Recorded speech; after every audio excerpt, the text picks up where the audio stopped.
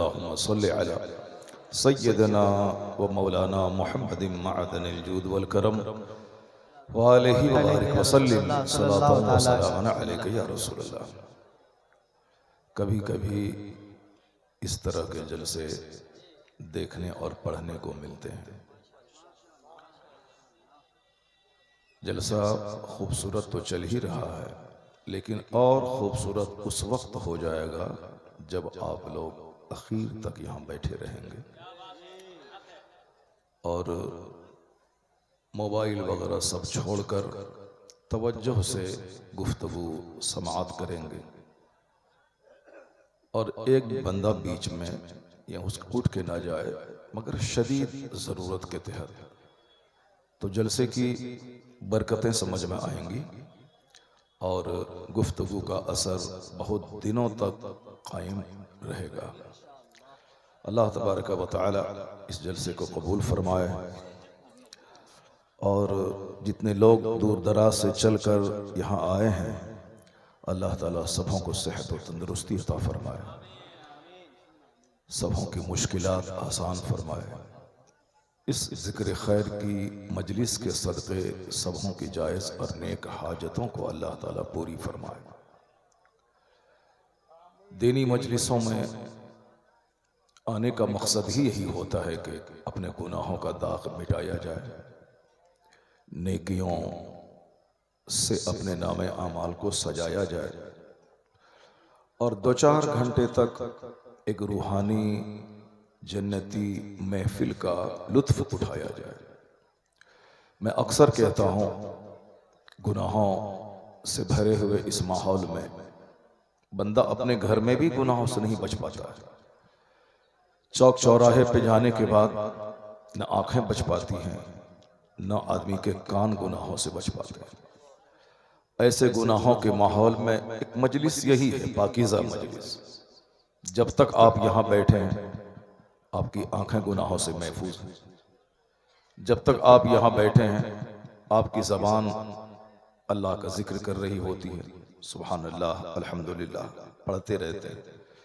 जब तक आप यहाँ बैठे हैं आपके कानों में कोई गाली, कोई गाने की आवाज़ नहीं, सिर्फ अल्लाह रसूल के जिक्र की आवाज़ पहुँचती है। जो काम 1400 साल से खानकाहों में होता था, बड़े बड़े बादशाह आते थे खानकाहों में, वहाँ जौ की रोटी खिलाई जाती थी, सुबह शाम की दर्स की मजलिसें सजती थी और रात भर उससे नमाज पढ़वाए जाते थे। 1 महीना के बाद जब बादशाह वहाँ से निकलता था तो उसके सीने का सारा घमंड और गुरूर खत्म हो गया होता था। तो खानका का मतलब purification of heart, purification of mind, दिल की पाकीज़गी और दिमाग की पाकीज़गी का एक मरकज खानका हुआ करती थी। इब्राहिम बिन अदहम रज़ी अल्लाह ताला अन्हु उसी खानकाहों के प्रोडक्ट थे। हजरत मुज़फ़्फ़र बल्खी बल्ख से चल के बिहार आ गए। बिहार शरीफ में हुज़ूर मखदूम बिहार की खानकाह में आकर खिदमत करके सीने के सारे जंग और घमंड को निकालने लगे। इतने पाकीज़ा हो गए कि मुज़फ़्फ़र बल्खी अब एक वली कामिल बन गए। खानकाहों में होता था जो काम, आज अनफॉर्चुनेटली यानी बदकिस्मती से अक्सर खानकाहों में तावीज़, गंडे, तेल पानी का काम होने लगा। अब वहां सुबह शाम की मजलिसें कहाँ सजती हैं, अब वहां बंदा 2-4 घंटे नेकियों के माहौल में कहाँ गुजारता है। वहां तो तेल और पानी का राज है, झाड़ फूक और दुआ तावीज़ का राज है। मदरसे में पहले बादशाहों के बेटे आके पढ़ते थे और इल्म सीखते थे, लेकिन आजकल वो बातें भी खत्म हो गई। गरीबों के चंद बच्चे मदरसों में पढ़ते हैं, इल्ला माशाअल्लाह चंद मालदारों के बच्चे को छोड़कर। अब मदरसे में दीन सीखने लोग आते नहीं। आपको जब जरूरत होती है कि मेरे घर में 10 बच्चे चाहिए कुरान खानी के लिए, तब मदरसे का रुख आप करते हैं। आपको शादी की तारीख तय करने होती है तब मदरसे का रुख करते हैं, या जनाजे की नमाज पढ़वानी होती है तो मदरसे का रुख करते हैं। दीन कौन सीखेगा, मकसद हयात कौन सीखेगा। इस जमाने में ये एक जलसा एक चलता फिरता मदरसा है, जहां 4 घंटे की इल्मी नशिस्त सज जाती है। साल के 360 दिन जो आलिम दीन किताबों का मुताला करते हैं, 2 घंटे में साल भर का निचोड़ आपके सामने रख देते हैं। तो इस जमाने में एक मोबाइल मदरसा, जैसे मोबाइल हॉस्पिटल, मोबाइल शौचालय लोग कहते हैं, मोबाइल हॉस्पिटल, मोबाइल साफ टॉयलेट, चलता फिरता टॉयलेट, जहां हुआ गाड़ी लग गई उसके बाद 2-3 दिन के बाद खत्म हो गया, चलता फिरता हॉस्पिटल। ये जलसा एक चलता फिरता मदरसा है, जहां बंदा 2-3 घंटे बैठकर कई सालों का इल्म सीख लेता है। अब अगर कोई ये बोलता हो कि जलसा कराने से क्या फायदा है, ये बिल्कुल बेकार सी बात है। ऐसे लोग भी ये कह सकते हैं कि मस्जिद बनाने से क्या फायदा है, मदरसा कायम करने से क्या फायदा है, तकरीर से क्या फायदा है, जब लोग नमाज नहीं पढ़ते हैं तो मस्जिद बनाने से क्या फायदा है। यह बिल्कुल अक्ल से खाली बात और बेवकूफों के दिमाग की उपज है। वरना जो अक्लमंद है वो जानते हैं कि नमाजी आए ना आए, अजान कयामत तक बंद नहीं होगी। कोई बंदा नमाजी बने ना बने, जुमा की तकरीर बंद नहीं होगी। कोई बंदा नेक बने ना बने, ईदैन का खुतबा बंद नहीं होगा। एक बंदा भी सुन्नत पे अमल करे ना करे, निकाह का खुतबा जो सुन्नत है वो बंद नहीं होगा। खुतबे निकाह बंद नहीं होगा, खुतबे ईदैन बंद नहीं होगा, नमाज पंजगाना के लिए अजान बंद नहीं होगी, चाहे एक इमाम और मौजिन को ही क्यों ना पढ़ना पड़े। उसी तरीके से कयामत तक सरकार की सीरत बयान करने वाली ये मजलिस कभी बंद नहीं होगी। ये मजलिसें होती रहेंगी।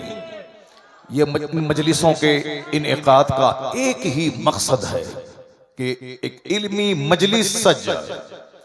वो कुरान करीम जो उलूम व फनून का सरचश्मा है, वो कुरान करीम जो fountain of knowledge and wisdom है, उसको जाना जाए कि उलूम व फनून का सरचश्मा कैसे है। वो कुरान जो कौमों की तकदीर बनाने, सजाने और बिगाड़ने के लिए नाजिल हुआ है, उस कुरान करीम के राज़ो रुमूज़ को समझा जाए। हुजूर ने क्या फरमाया, इन्नल्लाह यरफ़उ बिहाज़ल किताब अक़वामा व यदअउ बिही आख़रीन। अल्लाह इस किताब के जरिए बाज लोगों को बुलंद कर देता है, और जो इस किताब से अच्छा सलूक नहीं करे, अल्लाह उन लोगों को पस्ती में धकेल देता है, उसे जलील और रुस्वा कर देता है। आखिर वह कौन से सीक्रेट हैं जिसके जानने के बाद अल्लाह रब्बुल इज्जत इस किताब के जरिए बास लोगों को बुलंदी अता कर देते हैं।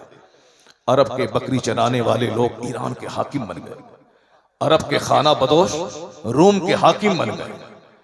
अरब में जहां खेती बाड़ी नहीं होती थी, अरब में जहां लोग मुश्किलात का सामना था, दूर दराज ममालिक जाके तिजारत करते थे। उक्कास के दंगल में कुश्ती लड़ने वाला उमर फारूक आजम, उनका बयान है कि जब वो अमीरुल मोमिनीन बने, मक्का मुकर्रमा की एक वादी से गुजरते हुए जहां कभी वो ऊंट चराया करते थे, उस वादी को गौर से देखने लगे।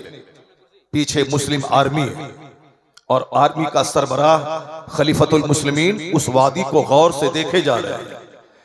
किसी ने कहा कि हुजूर क्या देख रहे हैं, चिलचिलाती धूप, अरब की गर्मी सबों को मालूम है। कहा मैं उस जगह को देख रहा हूं जहां कभी मैं ऊंट चराया करता था। कौन? खलीफतुल मुस्लिमीन उमर फारूक आजम, जिसके बारे में आज भी यूरोप के दानिश्वर कहते हैं, if any second Umar would in the world, अगर दूसरा कोई उमर दुनिया में हो गया होता, सारी दुनिया में इस्लामी हुकूमत कायम हो जाती। वो उमर फारूक आजम जिन्होंने हॉस्पिटल का निजाम कायम किया, वह उमर फारूक आजम जिन्होंने बूढ़ों का पेंशन जारी किया, जिसे आप वृद्धा पेंशन कहते हैं। वह उमर फारूक आजम जिन्होंने हामिला औरतों की तवानाई और खाने पीने के लिए वजीफा जारी किया। वह उमर फारूक आजम जिसने दूध पिलाने वाली औरतों का वजीफा जारी किया। वह उमर फारूक आजम जिन्होंने बूढ़ों का वजीफा जारी किया, जिन्होंने डाक का सिस्टम सुचारू ढंग से जारी किया। यूरोप हम लोग नहीं जानते हैं, मगर यूरोप के पढ़े लिखे लोग जो 24 घंटे में 15 घंटे किताबों से जुड़े रहते हैं, हम लोग तो सिगरेट से, बीड़ी से जुड़े रहते हैं, गुटखा से जुड़े रहते हैं। चाहे मस्जिद में रहें तो भी गुटखा नहीं छूटने वाला है, चाहे स्टेज पर बैठे तो भी गुटखा नहीं छूटने वाला है। तो हम लोग 24 घंटे पान से जुड़े रहते हैं, हम लोग 24 घंटे गुटखा से जुड़े रहते हैं। मुझे याद है बनारस के एक मुफ्ती साहब से मैंने कहा था, हुजूर पान खाना तो बुजुर्गों का तरीका है, आप पान क्यों नहीं खाते? उन्होंने कहा था कि मैं पान इसलिए नहीं खाता हूं कि जितनी देर चबाऊंगा, जितनी देर मुंह में थूक भरूंगा, उतनी देर 10 बार हुजूर पे दुरूद पढ़ लूंगा। तो हम लोगों का रिश्ता गैर जरूरी चीजों से है, अननेसेसरी चीजों से। हमारा रिश्ता फजूल चीजों से है। हमारा रिश्ता किताबों से नहीं है, हमारा रिश्ता स्टडी से नहीं है। वो तो दुनिया में मुट्ठी भर कौम यहूदियों की है जो 24 घंटे में 12 से लेकर 18 घंटे जिसकी औरतें भी किताब पढ़ती हैं, जिसके बच्चे भी किताब पढ़ते हैं, और मुट्ठी भर होकर अमेरिका पे राज करते हैं। मुट्ठी भर यहूदी पूरी दुनिया की हर गली में कोल्ड ड्रिंक्स के नाम पे सारी दुनिया में अपना व्यापार फैलाते हैं, और फिर सबों का पैसा मुसलमान बच्चों, औरतों, बीमारों, माजूरों के मारने पे खर्च करते हैं। सीने में अगर दर्द हो इस्लाम का, अपने बाल बच्चों का, अपने बुजुर्गों का, तो कभी भी यहूदी प्रोडक्ट कोई मुसलमान इस्तेमाल ना करे, मगर शदीद जरूरत के तहत कि जिसके बगैर काम न चले, शौकिया कोई मुसलमान इस्तेमाल ना करे। डोमिनोज में न जाए, KFT का इस्तेमाल ना करे, वुडलैंड के शूज न पहने, यानी जरूरतन शदीद जरूरत के अलावा शौक से उसके प्रोडक्ट का इस्तेमाल ना करे, चूंकि फायदा उसको होता है और उस रुपए का इस्तेमाल हमारे बाल बच्चों और हमारी नस्लों के मिटाने और नस्ल खुशी करने पे उन पैसों का वो इस्तेमाल करती। मुट्ठी भर यहूदी कौम किताबों का मुताला करके दुनिया पे राज कर रही है, मुट्ठी भर यहूदी कौम। और हम गुटखा, बीड़ी, सिगरेट, पान, तंबाकू, चौक चौराहे पे लोगों का मुंह देखना, सड़क पे घूमना, साहब दूसरों की बहू बेटी को तकना, चंद बच्चे जो हमारे करते हैं, हमने इन बच्चों को पैदा किया, नतीजे में हम दूसरों की गुलामी हम कबूल कर लेते हैं। हम अपना सामान दूसरों पे थोप नहीं पाते, हम अपना प्रोडक्शन दुनिया को दे नहीं पाते। हवाई जहाज अमेरिका के 2 भाइयों ने दिया, करोड़ों मुसलमान इस्तेमाल कर रहे हैं। माइक्रोफोन डेविड हक्स ने दिया, मेरे जैसे करोड़ों लोग उसका इस्तेमाल कर रहे हैं। माइक्रोफोन साहब, टेलीविजन जेल बेयर्ड ने दिया, करोड़ों लोग इस्तेमाल कर रहे हैं। वह लोग दिमाग जलाते हैं, एक एक मिनट को बर्बाद नहीं करते हैं, एक एक मिनट का सही यूज करते हैं, तब वह लोग मर भी जाते हैं, मगर दुनिया को एक प्रोडक्ट देकर कयामत तक के लिए दुनिया वालों पे एहसान कर जाते हैं। लोग उससे फायदा उठाते रहते हैं। बड़ा काम करने के लिए फजूल बातों से बचना होता है, बड़ा काम करने के लिए एक एक मिनट को कीमती समझना पड़ता है, बड़ा काम करने के लिए फालतू रिश्तेदारियों से बचना पड़ता है। दुनिया में बड़ा बनने के लिए बहुत स्ट्रगल और जद्दोजहद करना पड़ता है। तो जिन लोग मुताला करते हैं वह लोग क्या कहते हैं, इफ एनी सेकंड उमर, अगर कोई दूसरा उमर दुनिया में हो गया होता तो सारी दुनिया पे इस्लामी निज़ामी हुकूमत कायम हो जाता, वह लोग कहते हैं। और हम लोग उमर फारूक आज़म रज़ी अल्लाह ताला अन्हु को एक आशिक़ रसूल की हैसियत से जानते हैं, उनके पुर जलाल लबो लहजे की हैसियत से जानते हैं। जलाले उमर मशहूर है, जाहिर सी बात है जलाले उमर मशहूर है, लेकिन इस कदर आजिजी और खाकसारी के पैकर हैं कि रात अपने कमरे को बंद करके अपने पांव पे दुर्रा मार के कहते थे, ये बताओ आज तुम कहां कहां चले, कहां कहां तुम चले। ये उमर है जो सजदे में इस कदर रोते थे कि तारियां भीग जाती थी।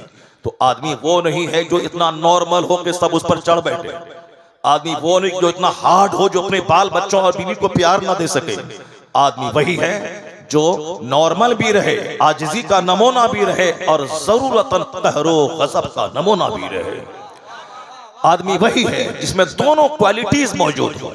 हमारे तमाम औलिया सालिहीन में इस तरह की सारी क्वालिटीज जो ह्यूमन क्वालिटीज है, जो इंसानी औसाफ है, वो सारी चीजें मौजूद थी। जरा गौर से सुनिए, बात हमारी इसी तरह से लंबी हो जाती है, बात से बात पैदा होती है, 2-3 घंटे की तकरीर हो जाती है और हमारे दोस्तों के लिए तबीयत पे वो तकरीर बोझ बन जाती है। इसलिए मैं आज नहीं चाहता कि आपकी तबीयत पे मैं बोझ बन जाऊं। हमारे दोस्तों का मशवरा है कि 1 से लेकर 1.5 घंटे के बीच में आप तकरीर खत्म कर दिया कीजिए। क्यों आप इतनी लंबी लंबी तकरीरें करते हैं? कोई पूछने वाला नहीं होगा अगर सेहत खराब हो जाए। लोग मशवरा देते हैं। अभी दिन में मैं 2.5 घंटे का खिताब दिन में भी किया हूं। ये बताए, अभी मैं अगर 2.5 घंटे बोल दूं तो 5 घंटे का खिताब हो जाएगा, फिर मेरी सेहत का क्या हाल होगा। मगर मैं इतना जानता हूं कि दुनिया की बातें बोलने से सेहत घटती है, दुनिया झूठ बोलने से आवाज लगती है। जैसे हमारे हिंदुस्तान के वजीर आजम क्या क्या नहीं बोलते हैं और क्या क्या वादा करते हैं, क्या क्या वादा पूरा नहीं करते हैं। जबान में कुछ रहता है, दिल में कुछ रहता है, इसीलिए हर 10 मिनट के बाद पानी पीते हैं। पर अल्हम्दुलिल्लाह हम लोग 4-4 घंटे खिताब करते हैं, 3-3 घंटे बोलते हैं। अभी दूसरी बात तो छोड़िए, आज दिन की बात है, 2.5 घंटे में खिताब किया अभी रांची में। आज दिन में रात में नहीं, दिन में मैंने खिताब करके वहां से अभी ट्रेन पकड़ा और मैं अभी आया हूं। तो अब 2.5 घंटे वहां बोला, 2.5 घंटे अभी यहां बोलूंगा। अब आप ये बता दीजिए कि 1 गिलास पानी नहीं पीता हूं तो आखिर ये ताकत आती कहां से है? ये ताकतें गुटखा से नहीं आती है, बीड़ी सिगरेट से नहीं आती है, वो सुपारी चबाने से नहीं आती है, झूठ बोलने से नहीं आती है। जो कुरान बोलेगा, जो हदीस बोलेगा, जो सच बोलेगा, बोलता चला जाएगा, रूहानी ताकत मिलती चली जाएगी। नारे तकबीर, नारे रिसालत, रूहानी मजहबे इस्लाम, स्पिरिचुअल फोर्स। मुसलमानों के पास एटम बम की ताकत नहीं होती, मुसलमानों के पास रूहानी ताकत होती है। इस बात को मैं 5000 साल पहले की मिसाल नहीं दे सकता, अभी करंट सारे लोग जान रहे हैं कि फिलिस्तीन के, इसराइल के यहूदी ने कहा था 3 दिन में मैं गाजा को मिटा दूंगा। 3 दिन में सारे लोग जानते हैं, मुझसे ज्यादा न्यूज आप सुनते हैं। 3 दिन में मिटा दूंगा, लेकिन आज 16 महीने हो गए। 16 महीने के बाद अभी जब वो सुरंग से नौजवान निकले हैं तो सारी दुनिया दंग है। इतना बम गिराया गया जितना बम ना हिरोशिमा पे गिरा, ना नागासाकी पे गिरा, ना फर्स्ट वर्ल्ड वॉर में गिरा, उतने सारे बम 16 महीने में फिलिस्तीन की जमीन पे गिरते रहे। मगर उसके बावजूद ये नौजवान जिंदा कैसे रहे? इसकी ताकत जिंदा कैसे रही? जहां पानी को लोग तरसते थे, दाना को लोग तरसते थे, लेकिन ये स्ट्रॉन्ग हष्ट पुष्ट ये पहलवान सुरंग से कैसे निकल गए? तो अब दुनिया जान गई कि बम की ताकत जहां ज़ेर हो जाती है वहां ईमान की ताकत गालिब आ जाती है। 16 महीने तक बमों गिरने के बावजूद जिंदा रहना, यह इस बात की दलील है कि जहां मादी ताकत खत्म हो जाती है वहां रूहानी ताकत का ज़हूर होता है। ये निहत्थे लोग कुरान की तिलावत के बल पे जिंदा रहे, यह लोग जिक्र और दरूद के बल पे जिंदा रहे। तो आज भी अगर ये कहा जाए कि रूहानी ताकत कोई चीज है तो सिर्फ कहने से काम नहीं, प्रैक्टिकल में सारी दुनिया ने आंखों से देखा और दुनिया को इस बात का इल्म हो गया और बहुत सारे लोग इस वाकयात को देखकर कलमा पढ़ के मुसलमान हो रहे हैं कि हमने जुल्म की ताकत को देखा, हमने सब्र की ताकत को देखा। सब्र की ताकत कलमा पढ़ने वालों के पास थी, जुल्म की ताकत सर निगो होकर घुटने टेक कर उन्हीं नौजवानों के सामने सुलह करने, सीज फायर करने पे आमादा हो गए जिसे 3 दिन में मिटाने की कसम खाई थी। 16 महीने के बाद उसी के सामने घिघिया के सीज फायर किया जा रहा है। यह इस बात की दलील है कि जुल्म मिटने के लिए आया है, सब्र जिंदा होने के लिए आया है। रिसालत, मजहबे इस्लाम, इस्लाम हक मजहब है।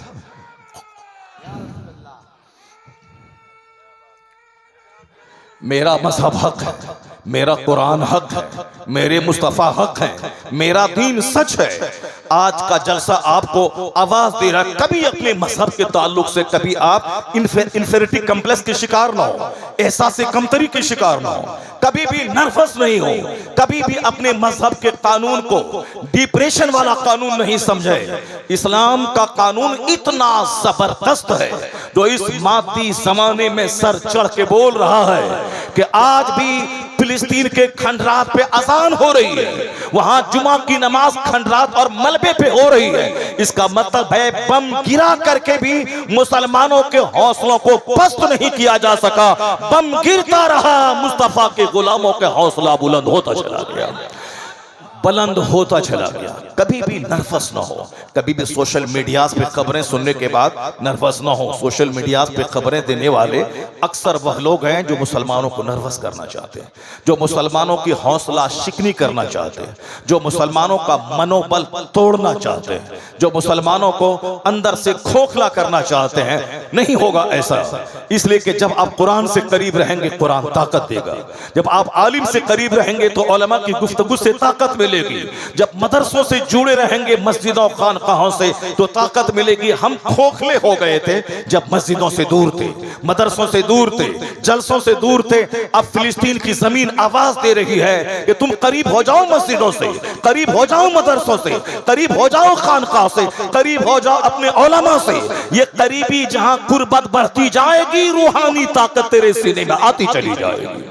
मैं आज बताऊंगा अपनी तकरीर के हिस्सों में कि किस तरह अमेरिका और यूरोप की वादी में इस्लाम का सूरज चमक और निखर रहा है, कैसे पढ़े लिखे लोग इस्लाम की तरफ आ रहे हैं, किस तरह से कौन सी बातें हैं जो इस्लाम की तरफ माइल कर रही हैं। हमारे बच्चों को मोबाइल चलाने का जुनून बढ़ रहा है, चूंकि हम लोग लालायित हैं, हम लोग बेचैन हैं। पता नहीं किसकी नजर लग गई और किसने हमारी दिमाग साजी की कि बच्चे तुम मोबाइल चलाओ डीएम बन जाओगे, तुम मोबाइल चलाओ तेरी बेटी आईएएस ऑफिसर बन जाएगी, तुम मोबाइल चलाओ तुम मालदार दौलतमंद हो जाओगे, तुम मोबाइल चलाओ दिन रात और तुम साहब 10 मंजिला मकान बना लोगे।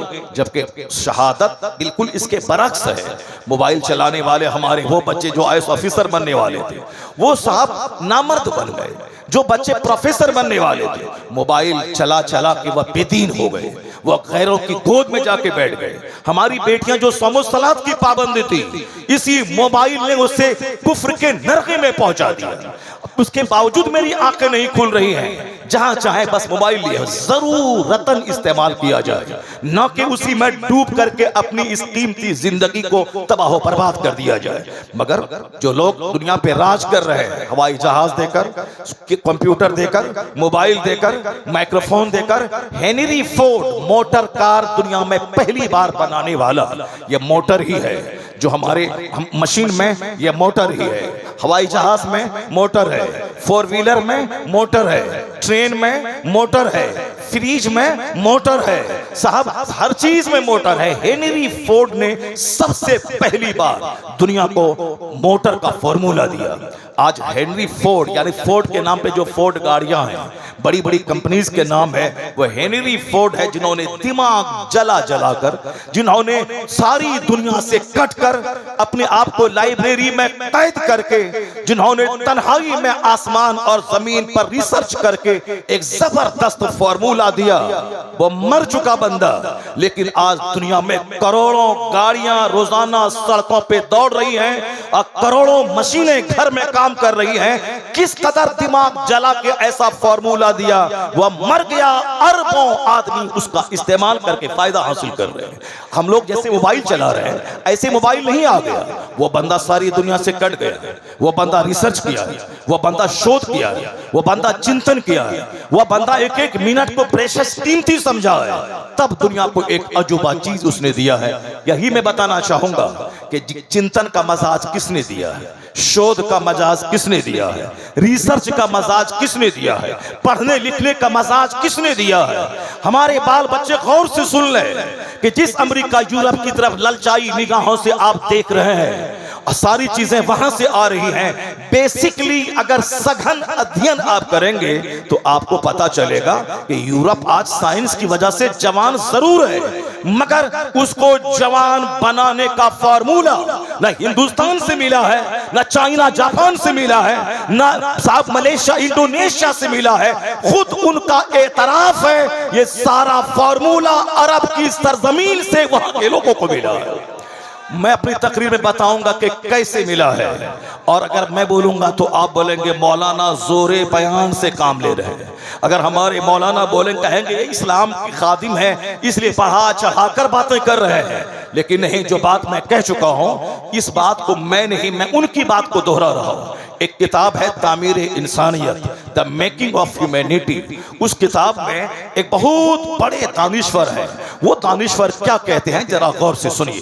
पर मैं इसकी तशरीह, इसकी तौज़ीह मैं अपनी तकरीर में आगे करने वाला हूँ। अब उन्होंने क्या कहा, वो कहते हैं it must be owned that all the knowledge whether of physics or astronomy or astrology or mathematics which flourished in Europe from the 10th century was originally derived from the Arabian schools, and the Spanish Saracen may be looked upon as the father of European philosophy।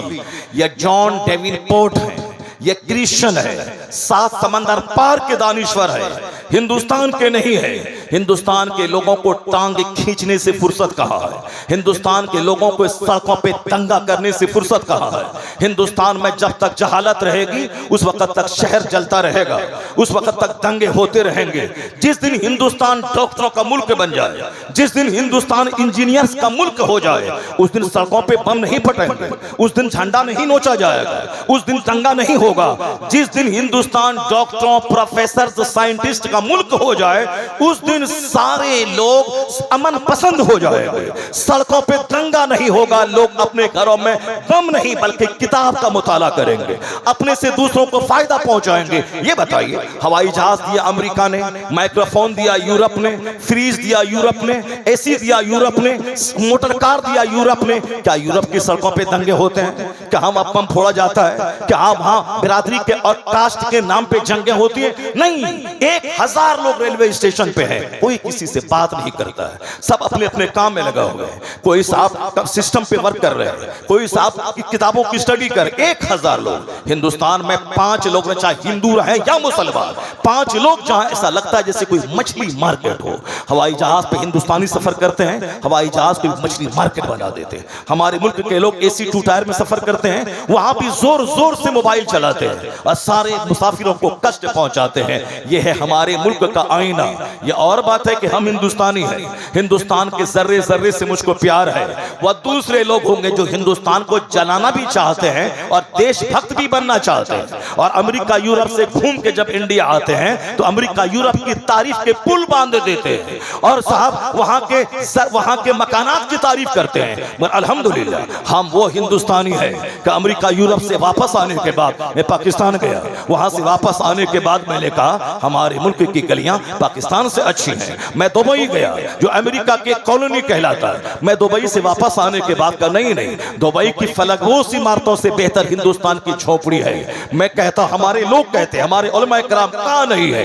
हमारे उलमा वहां हैं जहां हिंदुस्तान के engineer नहीं है। हमारे ये आलिम लॉस एंजलिस में है, कैलिफोर्निया में है, वाशिंगटन DC में है, न्यूयॉर्क में है, यह साहब जर्मनी में है, जर्मनी की राजधानी बर्लिन में है, ये हॉलैंड में है, ये ऑस्ट्रेलिया में है, ये मालदीव में है। कहां नहीं हमारे हिंदुस्तान के आलिम है जो हिंदुस्तान का नाम पूरी दुनिया में बुलंद कर रहे हैं। मगर चंद शरीर किस्म के लोग हैं जिनकी निगाहों में हम खटकते हैं। वो हमारी देशभक्ति पे, हम हमारे देश प्रेम पे, देश प्रेम पे वो उंगली उठाते हैं। इन शरीरों को उठाने दीजिए, उससे होता क्या है? हमारी सबसे बड़ी देश की मोहब्बत की निशानी यही है कि जब हम जमीन पे रहते हैं हिंद के नगमे गाते हैं, और जब मर जाते हैं तो समंदर के रास्ते कोई दूसरा मुल्क नहीं जाते हैं। इसी हिंदुस्तान के कब्रिस्तान में दफन होकर मरने के बाद भी हिंदुस्तान ही में रहते हैं। हमसे बड़ा देश प्रेमी कौन हो सकता है? लुच्चे लफंगों के नाचने गाने से क्या हमारी हुब्बुल वतनी पे कोई उंगली उठ सकती है? नहीं उठेगी। हमें उससे कोई सनद नहीं चाहिए। हमारे बुजुर्गों ने साफ डंके की चोट पे कहा था, अमेरिका से अच्छा हिंदुस्तान हमारा, चाइना से अच्छा हिंदुस्तान हमारा, ब्रिटेन से अच्छा हिंदुस्तान हमारा, मलेशिया से अच्छा हिंदुस्तान हमारा, इंडोनेशिया से अच्छा हिंदुस्तान हमारा, यानी इन सारे जहां से अच्छा हिंदुस्तान हमारा। मुस्लिम है हम, वतन है सारा जहां हमारा। कहा था हम बुलबुलें हैं इसकी, ये गुलसिता हमारा। बहसते मुस्लिम हमारा नारा ये भी था, चीनो अरब हमारा, हिंदुस्तान हमारा। मुस्लिम है हम, वतन है सारा जहां हमारा। मेरा पैदा करने वाला एक है, आसमान एक है, जमीन एक है, कुरान एक है, मेरे मुस्तफा एक है, पूरी दुनिया में एक नमाज, एक रोजा, एक हज, एक ज़कात, पूरी दुनिया में एक फितरा का सिस्टम, एक उश्र का निज़ाम, एक कानून ज़कात, एक कानून कुर्बानी, एक कानून निकाह, एक कानून तलाक। इस माना कर पूरी दुनिया हमारी है, हम खुदा के बंदे हैं। चीनो अरब हमारा, हिंदुस्तान हमारा, मुस्लिम है हम, वतन है सारा जहां हमारा। बहैसियत मुस्लिम सारी दुनिया हमारा मुल्क है, बहैसियत मुस्लिम सारी दुनिया हमारा मुल्क है, सारी दुनिया हमारी है, मेरे रब की बनाई हुई दुनिया है। हाँ, जो आदमी जहाँ रहता है वहाँ की मिट्टी से उसको प्यार होता है। दुनिया सब अल्लाह की बनाई हुई है, हम आप सारी दुनिया से मोहब्बत करते हैं, लेकिन चूंकि हिंदुस्तान की मिट्टी से हम पैदा हो गए हैं, इसलिए हमारा यह मुल्क अमेरिका से अच्छा है, चाइना से अच्छा है, जापान से अच्छा है, बांग्लादेश से अच्छा है, पाकिस्तान से अच्छा है, दुबई से अच्छा है, कतर से अच्छा है, मलेशिया से अच्छा है। तो बहैसियत मुस्लिम एक मरकज है मक्का मदीना, और बहैसियत हिंदुस्तानी हमारी राजधानी दिल्ली है, और सारा हिंदुस्तान उस दिल्ली के इर्द गिर्द घूमता रहता है। इस तरह की बड़ी सोच किसकी होगी जो अमेरिका से वापस आने के बाद कहे हिंदुस्तान की सड़ी हुई गलियां अमेरिका के व्हाइट हाउस से बेहतर है, हिंदुस्तान की सड़ी हुई झोपड़ी लॉस एंजलिस के खरबों के मकान से बेहतर है।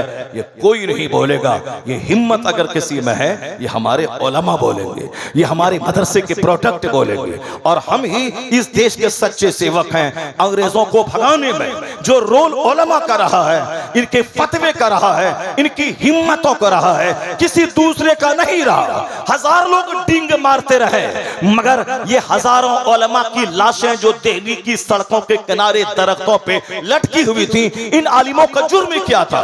इनका जुर्म यही था कि इन लोगों ने अंग्रेजों के खिलाफ फतवे जिहाद दिया था, अंग्रेज को भगाने के लिए माहौल पैदा किया था। तो खून की नदी हमारी बहे, लाशें हमारी सड़े, और आज मसनूई देशभक्त सामने आ जाए और हिंद कहे कि आजादी में मेरा रोल रहा था। नहीं, हिंदुस्तान को आजाद करवाने में मैक्सिमम जिसकी मेहनतें रही वो उलमाए मदारिस हैं, जिन्होंने अंग्रेजों के भगाने का फतवा दिया था। तो खैर, हम कोई पॉलिटिकल आदमी नहीं है, हम एक धार्मिक आदमी है, हम एक मजहबी आदमी है। हम अपनी कौम को बुराई से बचाने का पैगाम देते हैं, हम अपनी कौम को अपने वतन से मोहब्बत करने का पैगाम देते हैं, हम अपनी कौम को कुरान से, हदीस से, आलिमों से, मदरसा से, मस्जिद से, खानकाहों से जुड़ने का पैगाम देते हैं। न हमारा एम कोई सियासी है, न राजनीतिक, न पॉलिटिकल है, न हम किसी पार्टी से बिलोंग करते हैं। हम एक मजहबी आदमी हैं, मजहब की बात बोलते हैं, लेकिन कभी कभी उनके सवालात का जवाब भी देना पड़ता है, और उनकी दरीदा देहनी का इलाज भी करना पड़ता है, उनके कंफ्यूजन को दूर भी करना पड़ता है। अब जरा गौर से सुनिए, जॉन डेवनपोर्ट क्या कहते हैं? वो कहते हैं it must be owned that. मैं अपने बच्चों से मुखातब हूं, मैं अपनी कौम से मुखातब हूं, मैं अपने उलमा और समाज के आम लोगों से मुखातब हूं। मैं कोई जटिल सब्जेक्ट नहीं उठाया हूं, मैं सिर्फ ये बताना चाहता हूं कि मदरसे के एहसानात क्या है, इल्म का प्रचार और प्रसार सबसे ज्यादा किसने किया है, इस दुनिया को मॉडर्न बनाने में, साइंटिफिक बनाने में किसका रोल ज्यादा रहा है। जब तक लोग अपनी अहमियत नहीं समझेंगे, जब तक लोग मदरसे की अहमियत नहीं समझेंगे, नहीं, मदरसा सिर्फ बाल बच्चों के माँ बाप के मरने के बाद चंद बच्चों को बुलाकर कुरान खानी कराने का के लिए टीम पैदा नहीं करता मदरसा। मदरसे की तारीख बड़ी रोशन रही है। देखिए गैरों की नजर क्या गई, कोई मौलाना पीर साहब नहीं, जॉन डेवनपोर्ट एक क्रिश्चियन, वो क्या कहते हैं? वो कहते हैं it must be owned that all the knowledge whether of physics और एस्ट्रोनॉमी और एस्ट्रोलॉजी और मैथमेटिक्स, जो पढ़े लिखे लोग हैं वो जानते हैं। वो जॉन डेवनपोर्ट ने कहा कि सारे उलूम जिसकी वजह से साइंस जवान हुई है, साइंस ने डेवलप किया है, वो उलूम क्या है? वो है फिजिक्स, वो है केमिस्ट्री, वो है बायोलॉजी, वो है एस्ट्रोलॉजी, वो है एस्ट्रोनॉमी, जिसको हम उर्दू और अरबी में बयान कर दें। मैथमेटिक्स का मतलब इल्म रियाजी, फिजिक्स का मतलब इल्म तबिया, केमिस्ट्री का मतलब इल्म कीमिया, बायोलॉजी का मतलब इल्म हयातियात, बोटनी का मतलब इल्म नबातात, ज़ूलॉजी का मतलब इल्म हैवानात, एस्ट्रोलॉजी का मतलब इल्म फल्किया, एस्ट्रोनॉमी का मतलब इल्म नुजूम। ए भाई, बैठो बैठो बैठो, तमीज कहेगा। यहाँ बूढ़े बूढ़े लोग बैठे, उसको पेशाब नहीं लग रहा है। इसको बोझ इसलिए मालूम हो रहा है क्योंकि वो कॉमेडी सुनने आया था। मैं 4-4 घंटे खिताब करता हूँ, कोई कॉमेडी नहीं बोलता हूँ, कोई लतीफा नहीं ठोकता हूँ, कोई बगैर सरफिर की कहानी नहीं बोलता, चूंकि ये बच्चे आदी हो गए हैं, सिर्फ नाच सुनने के आदी हो गए हैं, लतीफा सुनने के आदी हो गए हैं, कव्वाली सुनने के आदी हो गए हैं, अब बगैर सर पैर की कहानी सुनने के आदी हो गए। ये तहकीकी बात कहां से सुनेंगे? ये रिसर्च वाली बात कहां से सुनेंगे? ये अमल वाली बात कहां से सुनेंगे? ये कैसे सुनेंगे? इनकी बदअमली पे तनकीद की जा रही है, उसको मतली आती है, तो मतली नहीं आनी चाहिए। अगर कोई हमारी कमजोरी को इंडिकेट कर रहा हो, हमें कोई स्ट्रगल जद्दोजहद का रास्ता दिखा रहा हो, उसका एहसान मानना चाहिए। ये हमें ख्वाबे गफलत से जगाता है और हमें राह रास्ता दिखाता है। अब नारे तकबीर, नारे रिसालत। बहुत सारे बच्चे हैं, बहुत सारे हमारे बच्चे हैं जो सड़कों पे घूम रहे हैं। वो क्या आए थे? जलसा का मतलब मेला। जलसा का मतलब दूसरों की बहू बेटी को देखना, या दूसरों की बेटी को देखेंगे, इसकी बेटी को कोई दूसरा देखेगा, या दूसरों की माँ को देखेंगे, इनकी माँ को कोई दूसरा देखेगा। इस हाथ से दें, उस हाथ से लें, टिट फॉर टैट, जैसी करनी वैसी भरनी। अभी एक मौलाना साहब बता रहे थे कि प्यार मोहब्बत की तावीज देने वाला एक साहब लखनऊ का आमिल साहब था।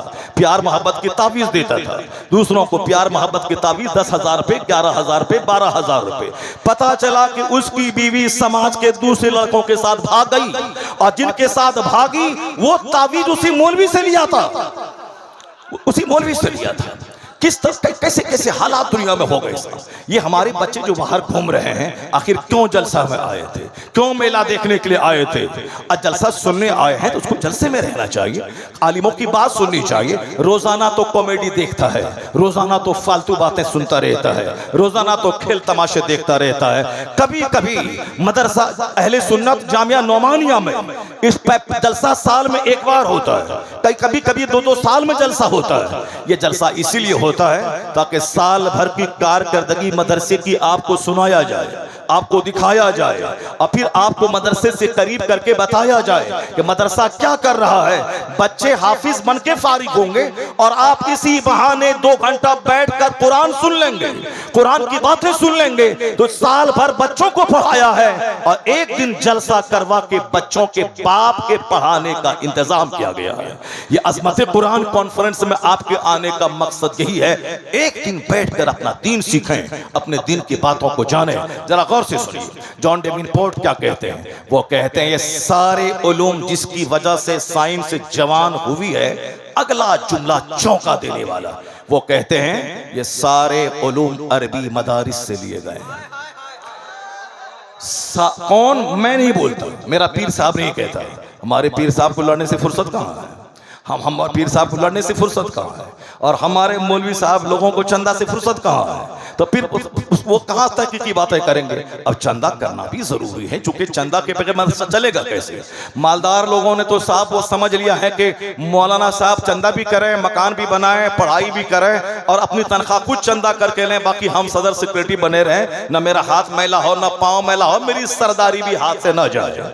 जब लोगों ने देखा कि साहब पहले मदरसा चलाने का मकसद ये था कि आलिम दीन आप मसनद पे बैठो, आप बच्चों को कुरान पढ़ाओ, बच्चों को तफसीर पढ़ाओ, तुम्हारे पास इल्म है तुम इल्म बांटो, मेरे पास दौलत है मैं तेरा इंतजाम करूंगा, मैं मदरसे की तामीर करूंगा, मैं बच्चों के खिलाने का इंतजाम करूंगा। तो दोनों अपनी जिम्मेदारी निभाते थे कि मौलाना इल्म सिखाएं, मसनद पर बैठकर दरसे कुरान दरसे हदीस दें, बाकी समाज के जिम्मेदार लोग उस मदरसे का मेंटेन करेंगे, वो तामीर भी करेंगे, ज़कात और खैरात कलेक्शन करके मुदर्रिसिन की तनख्वाह भी देंगे, बच्चों के खाने का इंतजाम करेंगे। उनके पास दौलत है, वह दौलत लुटा के दीन बचाएंगे। इनके पास इल्म है, यह इल्म लुटा के दीन बचाएंगे, या इल्म की खैरात तकसीम करेंगे। बहुत अच्छे ढंग से चलता था, लेकिन जब हालात खतरनाक हो गए, जब लोग मदरसा चलाने से भागने लगे, आलिमों को नौकर समझने लगे, सारा काम इन्हीं को करना है, तो उलमा मांगने का मतलब है अपनी इज्जत को मिट्टी में मिला देना। मांगने का मतलब है तकरीर 5 घंटे करें, दिलों में जो मोहब्बत है जैसे ही रसीद लेके आपके पास पहुंचे वो सारी इज्जत मिट्टी में मिल जाती है। क्योंकि जो आदमी मुझसे मिलना चाहता है, जो मेरी गुफ्तगू सुनकर हाथ चूमना चाहता है, मेरी पेशानी चूमना चाहता है, कैसे तुम ऐसी ऐसी बातें बोलते हो, वो जो आदमी पेशानी चूमना चाहता है और जहां मैं उससे कुछ मांग लेता हूं वो अपना दरवाजा बंद कर लेता है, वो भाग जाता है। साहब ये भी दूसरे लोगों की तरह मांगना शुरू किया। ठीक है, मैं जलील हो गया मांगने की वजह से, लेकिन अगर मैं भी मांगना छोड़ दूं, ये बता दे इदारा कैसे चलेगा, दारुल कैसे चलेगा, ये दरस कुरान कैसे जिंदा रहेगा, ये उलमा की जमात कैसे पैदा होगी, मस्जिदों का इमाम कहां से आएगा, जनाजा पढ़ाने वाला कहां से आएगा, काजी कहां से आएंगे, बच्चों को दीन सिखाने वाले कहां से आएंगे। ये तो एहसान इन उलमा का है कि अपनी बेइज्जती का दाग उठाने के बावजूद इन्होंने फैसला किया है मुझे सलाम मत करना, मुझको देखकर दरवाजा बंद कर लेना, मुझे बोझ समझना, मैं अपनी बेइज्जती बर्दाश्त कर लूंगा, मगर दरसे कुरान की का मरकज मदरसा बंद नहीं होने दूंगा। तकबीर, नारे रिसालत, मसलके आला हजरत, अज़मते कुरान कॉन्फ्रेंस। ये एहसान इनका है। रमजान का महीना इबादत का महीना है, तिलावत का महीना है, घर में बाल बच्चों के साथ रहने का महीना है, लेकिन सारे आराम को त्याग कर कभी बंबई, कभी कलकत्ता, कभी धनबाद, कभी बरनपुर, कभी आसनसोल की सड़कों पे हैं, अपने लिए नहीं, उन गरीब बच्चों के लिए जिसको यह दीन सिखा रहे हैं। मदरसे की तामीर करनी है, मुदर्रिसिन की तनख्वाह देनी है। क्या कोई डॉक्टर करता है, कोई इंजीनियर करता है, कोई प्रोफेसर करते हैं, कोई दुनिया का बहुत बड़ा काउंट और नवाब करता है? नहीं, जितने मदरसे चलते हैं अक्सर मदारिस उलमा चलाते हैं। अगर ये चलाना छोड़ दें तो फिर जलसा बंद हो जाएगा, खिताब बंद हो जाएगा, दीन का काम बंद हो जाएगा। इसलिए इसको बोझ मत समझिए, जब दरवाजे पर आए लपक के इस्तकबाल कीजिए, उनका हाथ चूमिए और एहसान मानिए कि तुम आए हो मेरे माल को पाक करने, मेरी ज़कात लेने, सदक़े फित्र लेने और फिर इसको लेकर बांटने नहीं, मदरसा चलाने। तो तुम्हारा डबल एहसान है कि मेरे माल को भी पाक कर रहे हो, मेरे समाज को जहालत से भी पाक कर रहे हो। सुभान अल्लाह, जिंदाबाद, नारे तकबीर, नारे। एहसान इन उलमाए कराम का है। सोच अलग अलग है लोगों की, मगर एहसान इनका मानना पड़ेगा। वरना जलसा कौन कराता है? गांव के कोई नवाब, 1000 बीघा जमीन का जोतने वाला यही साहब है जो दस्तारबंदी के नाम पे आपको जमा करते हैं, जिससे मुसलमानों की शान बुलंद होती है। वरना कव्वाली के नाम पे तो लोग नाचते हैं। अल्लाह के वलियों के मज़ारात को लड़का लड़की के मिलने का मीटिंग पॉइंट लोगों ने बना दिया है। जरा सा मौका मिलता है तो कव्वाली के नाम पे अय्याशी, जरा सा मौका मिलता है तो क्रिकेट टूर्नामेंट के नाम पे दुनियादारी, जरा सा मौका मिलता है तो शादी ब्याह में डीजे बजवा के अपनी जवान बेटियों के दिलों में जिनाकारी और बदकारी का शौक जगाने का काम होता है। ये एहसान इन लोगों का है, दुर्वेशों का, जो आपको बुराई से भी रोकते हैं, डीजे से रोकते हैं, हरामकारी से रोकते हैं, मदरसा चलाकर आलिमों की जमात पैदा करके सबको दुनिया की फिक्र है, इसको आपको जन्नत ले जाने की फिक्र है। सबको दुनिया की फिक्र है, इनको आपको जन्नत ले जाने की फिक्र है, आपको जन्नत ले जाने की फिक्र है। कभी आपने देखा नेता को वोट नहीं देंगे तो वो आपके चलाने की बात करेगा, आपके मोहल्ले की सड़कें नहीं बनाएगा क्योंकि आपने वोट नहीं दिया है। कभी देखा अपने मगरूरों को, आप उनको सलाम नहीं करेंगे तो वो आपको 50 बार सलाम न करके तड़पाएगा और सलाम का जवाब न दे के आपको जलील करेगा। लेकिन एहसान इन फकीरों का मानिए। अगर आप कह दें कि आज असर के बाद आपकी इमामत खत्म, दूसरा इमाम आएगा जुमा के दिन, मगर ये जुमा के दिन उसको मालूम है असर के बाद मैं बोरिया बिस्तर लेके मस्जिद से जाऊंगा, मेरी जगह छूटने वाली है, लेकिन उस जुमा के दिन कभी इस इमाम साहब को नहीं देखेंगे आप कि ये इमाम साहब आपके खिलाफ तकरीर करे, आपको कोई बुरी बात बताए, आपको तबाह करने का तरीका बताए। नहीं, मालूम है इसे कि मैं आज असर के बाद मस्जिद छोड़ने वाला हूँ, मेरी मुलाजमत खत्म होने वाली है, लेकिन वो आखिरी तकरीर भी जुमा के दिन करता है, वो हमारी बुराई के खिलाफ बोलता है, वो हमें जन्नत का रास्ता दिखाता है। इससे बड़ा शुभ चिंतक, इससे बड़ा वेल विशर, इससे बड़ा खैर का दुनिया में कोई करो नहीं है। मैं उसे गाली देता हूँ, ये मेरी आबादी की बात कर रहा है, मैं इसको भगाने की बात करता हूँ, ये हमें जन्नत का रास्ता दिखाता है। ये हकीकी शुभ चिंतक अगर कोई जमात है तो वह जमात उलमा है। नारे तकबीर, हकीकी शुभ नारे चिंतक अगर कोई रिसालत, करो है उलमाए अहले आलिमों की जमात है। अब जरा गौर से मेरी बात सुनिए। डॉक्टर जॉन डेवेनपोर्ट क्या कहते हैं? वो कहते हैं आज जो साइंस जवान हुई है, इसकी जवानी में फिजिक्स का हाथ है, केमिस्ट्री का हाथ है, जूलॉजी का हाथ है, बॉटनी का हाथ है, एस्ट्रोलॉजी का हाथ है। चूंकि मैंने अंग्रेजी लिटरेचर मैंने पोस्ट ग्रेजुएशन किया अंग्रेजी में, अरबी फारसी उर्दू में नहीं, अंग्रेजी में। मुझको मालूम है कि कॉलेज में क्या होता है। अलबत्ता बेसिकली मैं मदरसे का तालिब इल्म हूं, मगर मेहनत करके मैंने मैट्रिक में 400 बच्चों में टॉप रिजल्ट निकाला है। 4 बच्चों में 400 बच्चों में टॉप रिजल्ट निकाला है। तो इल्म दाढ़ी में नहीं रहता, इल्म पगड़ी में नहीं रहता, इल्म तो सीने में रहता, इल्म सीने में रहता। ऐसा नहीं कि साहब दाढ़ी रखने के बाद हम क्या अंग्रेजी पढ़ेंगे, दाढ़ी रखने के बाद क्या हम बिजनेस कर पाएंगे। नहीं नहीं, ये तो सोच बिल्कुल जाहिलाना है। क्योंकि इल्म का संबंध हृदय से है, इल्म का संबंध मेहनतों से है। जो भी मेहनत करेगा, मैंने आज तक हद्दे शरअ से कम दाढ़ी नहीं रखी है। हद्दे शरअ यानी एक मुश्त रखना, एक मुश्त से आगे दाढ़ी बढ़ जाए उसको कटा लेना चाहिए, क्योंकि एक मुश्त से आगे दाढ़ी जितनी लंबी होती जाएगी अक्ल घटती चली जाएगी। बहुत सारे लोग हैं दाढ़ी लंबी रखते हैं, यहां तक कमर तक रखते हैं, जितनी दाढ़ी लंबी होगी अक्ल घटती चली जाएगी। इसलिए यकमुश्त से आगे दाढ़ी जाए उसको काट लेना चाहिए। और सुन्नत यही है यकमुश्त दाढ़ी रखना। यकमुश्त दाढ़ी रखें, अक्ल स्ट्रांग रहेगी, आपकी कुव्वत मर्दानगी भी आपकी जबरदस्त रहेगी। क्योंकि दाढ़ी के बाल का संबंध कुव्वत मर्दानगी से बहुत ज्यादा है, कुव्वत मर्दानगी से बहुत ज्यादा है। अगर आप दाढ़ी मूंढते हैं तो समझ लें कि आप अपनी मर्दानगी की ताकत को अपने हाथ से गंवा देते हैं। मैंने पढ़ा था आज से 20 साल पहले, एक बहुत बड़े हकीम ने कहा था कि जो दाढ़ी मूंढता हो, उनका बेटा मूंढता हो, उनका पोता मूंढता हो, पोते का बेटा मूंढता हो, उसका पोता मूंढता हो, 6 नस्ल तक अगर ये दाढ़ी मूंढी जाती रही तो 7वीं नस्ल का बच्चा हिजड़ा और नामर्द पैदा होगा।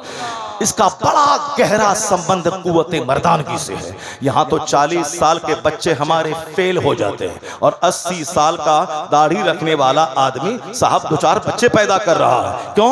दाढ़ी का संबंध कुव्वत मर्दानगी से ज्यादा है। इससे पहले हिंदू भी दाढ़ी रखते थे, सिख तो दाढ़ी रखते ही है, और क्रिश्चियन भी दाढ़ी रखते थे, और आज भी वो लोग रखते हैं। यहूदी भी दाढ़ी रखते हैं, आज भी उसके जो रिब्बी होते हैं, उसका जो धर्म गुरु होता है, वो भी लंबी लंबी दाढ़ी रखते हैं। और हिंदुस्तान के हिंदुओं के जो पंडित होते हैं वो भी लंबी लंबी दाढ़ी रखते हैं। जैसे गुरमीत सिंह पंजाब का, आशाराम जी, और साहब जितने भी लोग हैं सब। अब दूसरों को हम क्या बोले? हमारे देश के प्रधानमंत्री लॉकडाउन में इतनी लंबी दाढ़ी बढ़ा चुके थे कि देखने के बाद लगता था शायद प्रधानमंत्री हैं या कहीं किसी मंदिर से आए हैं, या फिर किसी को धोखा हो जाता था कि कहीं मदरसा से पढ़ के तो नहीं आ गए हैं। लोगों को धोखा होता था, इतनी लंबी दाढ़ी बढ़ा के रखते थे। तो दाढ़ी रखना हमारे बच्चों ने ऐब समझ लिया है, हमारे बच्चों ने दाढ़ी मूंढना ये फख्र की बात समझ लिया है। बैठिए मौलाना साहब, हमारे बच्चों ने दाढ़ी मूंढना ये फख्र की बात समझ लिया है। ये हमारे बच्चे, हमारी बच्चियां दाढ़ी वालों को के साथ रिश्ते में नहीं जुड़ना चाहती है। पता नहीं किस डाइन की नजर लग गई, पता नहीं किस कातिल की नजर लग गई, पता नहीं किस जादूगर ने जादू कर दिया। ये पंजाबियों की गोरी गोरी बेटियां, पंजाबियों के बच्चे दाढ़ी रखते हैं, सर पे पगड़ी पहनते हैं, बहुत हमसे ज्यादा ऊंची पगड़ी पहनते हैं। आखिर इसकी गोरी खूबसूरत बेटियां ये नहीं बोलती हैं कि दाढ़ी जंगल है, ये नहीं बोलती है कि पगड़ी देखने में बूढ़े की तरह लग रही है। नहीं, ये पढ़ी लिखी लड़कियां, इसकी IAS ऑफिसर, इसकी इंजीनियर, इसके डॉक्टर, ये सारी बेटियां उसी दाढ़ी वाले के साथ निकाह में बनती है। ये पता नहीं किसकी नजर लग गई कि हमारी जाहिल घराने की अल्हड़ बेटियां, गरीब घराने की बेटियां भी दाढ़ी वाले को पसंद नहीं कर रही है। अरबपति लोग पसंद नहीं कर रहे। सबको मालूम है हिंदुस्तान का इकलौता वजीर आजम जो 10 साल तक हिंदुस्तान का वजीर आजम रहा, डॉक्टर मनमोहन सिंह, जो अभी ताजा अभी मर गए हैं। 10 साल हिंदुस्तान के वजीर आजम रहे कांग्रेस पार्टी के। सर पे पगड़ी रही, चेहरे पे दाढ़ी रही।